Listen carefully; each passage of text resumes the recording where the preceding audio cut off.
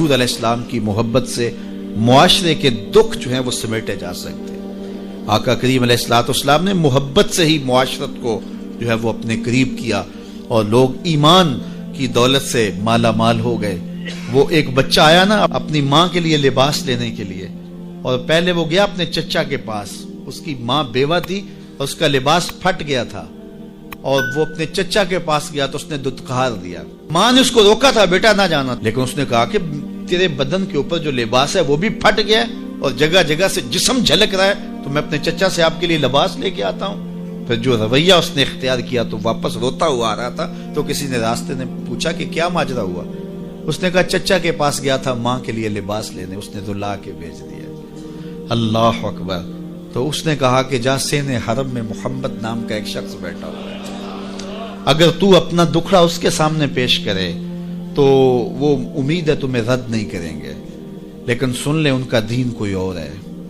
اللہ اکبر۔ اپنے ماں کے پاس آیا تو ماں کو کہا کہ چچا نے تو لا کے بھیج دیا، لیکن آپ کی حالت مجھ سے دیکھی نہیں جا رہی۔ بچہ ابھی شعور کی منزلوں میں قدم رکھ رہا تھا، پہلے بہت چھوٹا تھا، اب اس کے اندر ایک جذبات تھے بچے کے اندر۔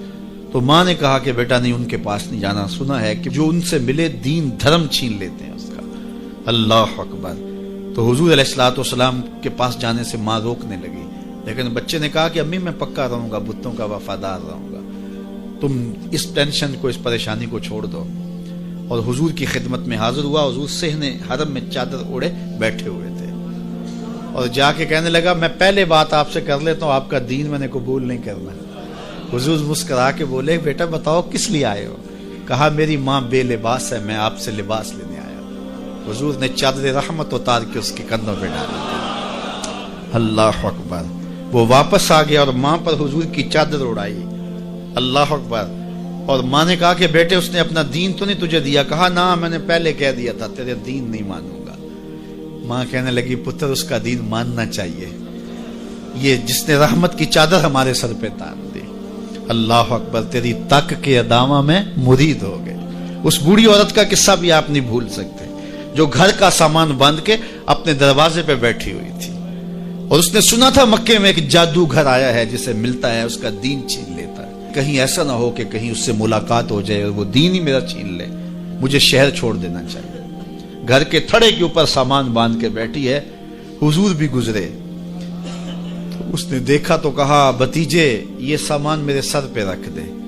حضور نے سامان اٹھایا، دیکھا تو بوجھل تھا، وزنی تھا، اور بڑھیا کو دیکھا تو کمزور تھی، تو کہا کہ بڑھیا اگر چاہو تو جہاں چاہتی ہو میں خود نہ چھوڑا۔